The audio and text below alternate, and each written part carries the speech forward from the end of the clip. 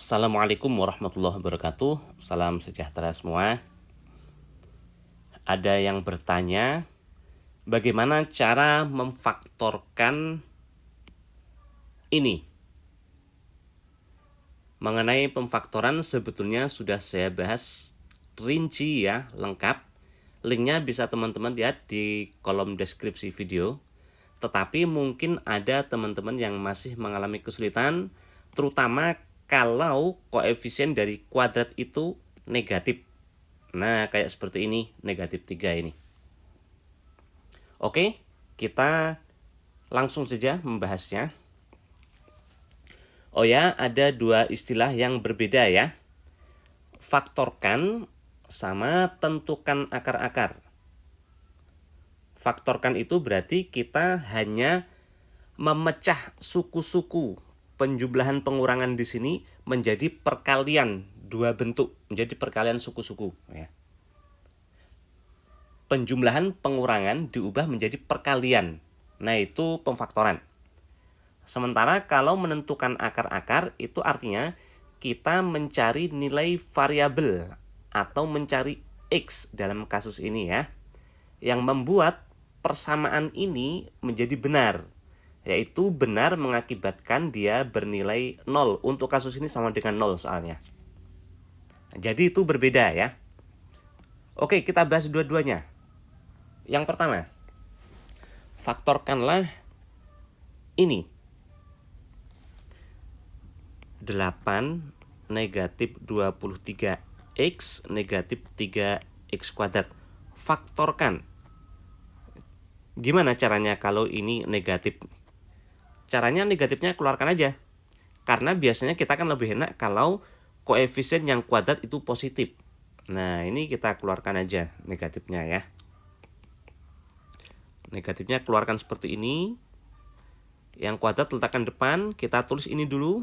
Negatifnya udah keluar, berarti tinggal 3x kuadrat. Ini negatifnya kita keluarkan di sini ya. Berarti menjadi positif 23x.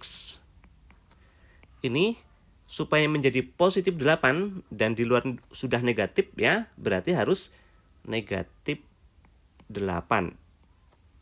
Coba cek, benar nggak? Negatif 3x kuadrat, kan cocok. Kemudian negatif 23x, kan cocok.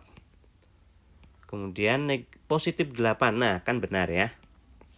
Dah, setelah itu baru difaktorkan. Yang seperti ini biasanya lebih enak. Minyak tetap di luar. Ingat gimana cara yang sudah saya berikan? Teman-teman bisa lihat ya, yang belum lihat. Lihat video saya lebih lengkap mengenai pemfaktoran. Linknya ada di deskripsi video. Karena ini 3x kuadrat, kita bikin 3x per 3. Kemudian kita kalikan yang sini, 3 kali 8 itu 24. Kalau kita data, 24 itu perkalian berapa aja?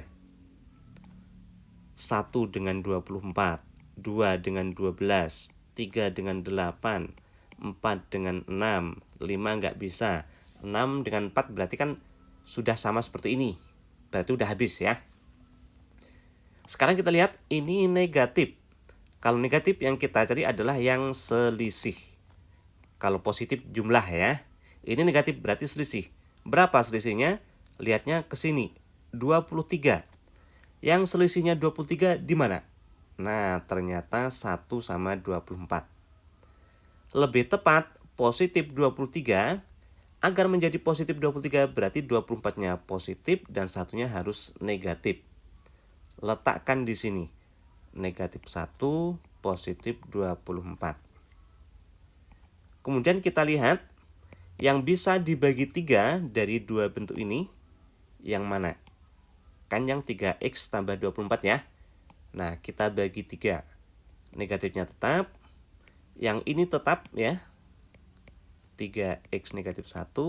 Nah, ini kita bagi 3. 3x bagi 3 itu x.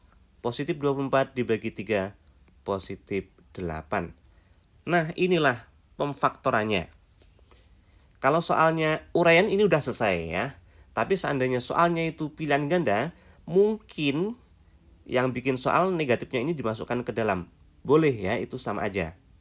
Masuk ke dalam jadi negatif 3x positif 1. Nah yang ini nggak usah, karena ini perkalian ya, karena ini kan dikaliin tuh. Itu artinya kalau min-nya masuk ke dalam, itu dikaliin, itu cukup 1 aja. Boleh ke sini, boleh juga negatifnya ini ke sini. Terserah, tergantung yang bikin soal ya. Dan ini menulisnya boleh jadi negatifnya di belakang, berarti 1 negatif 3x gini. X tambah 8. Tapi boleh juga negatifnya ini ke sini. Ya, itu sama aja. Tergantung yang bikin soal, seandainya soalnya itu pilihan ganda. Oke, ini pemfaktoran, ini udah selesai. Sekarang yang kedua, kalau menentukan akar-akar dari persamaannya, nah bentuknya kan seperti ini ya. Langsung kita kaliin min 1, ini boleh. Karena kalau kita kali min 1, itu artinya ruas kiri kali min 1, ruas kanan juga kali min 1. Semua ruas kali min 1, jadi kita tidak mengubah apapun. Itu boleh. Tapi kalau yang ini tadi, boleh nggak kali min 1? Nggak boleh. Kenapa? Karena kan kita mencari yang sama dengan. Nanti kalau kali min 1 nanti jadi beda dong. Ya. Nah yang seperti ini tadi, itu negatifnya ini kita keluarkan. Oke, sekarang yang menentukan akar nih. Berarti langsung kita kali negatif 1 ya. Ruas kiri kali negatif 1 menjadi, yang kuadrat kita letakkan depan, 3x kuadrat menjadi positif 23x negatif 8. Ruas kanan 0 kali negatif 1 ini tetap 0 ya. Baru langkahnya sama ya seperti tadi. 3x per 3. Gini. Cari dua bilangan yang selisihnya, karena ini negatif, selisihnya 23 ya. Ternyata ini udah kita cari di sini tadi ya, kita manfaatkan itu aja. Tapi langkahnya sama. Jadi ternyata di sini negatif 1, atau dibalik boleh nggak?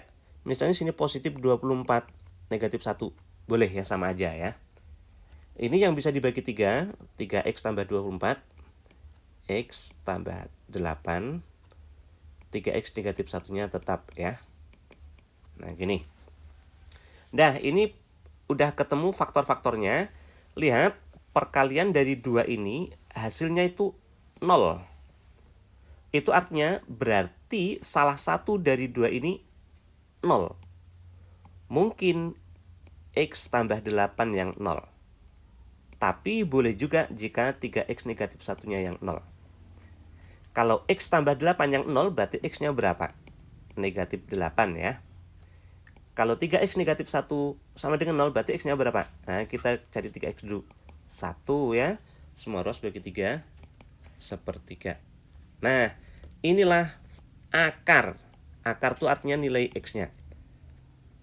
Berarti akar-akarnya, akar-akar persamaannya, x sama dengan negatif 8 atau x sama dengan sepertiga. Ini akar-akarnya ya.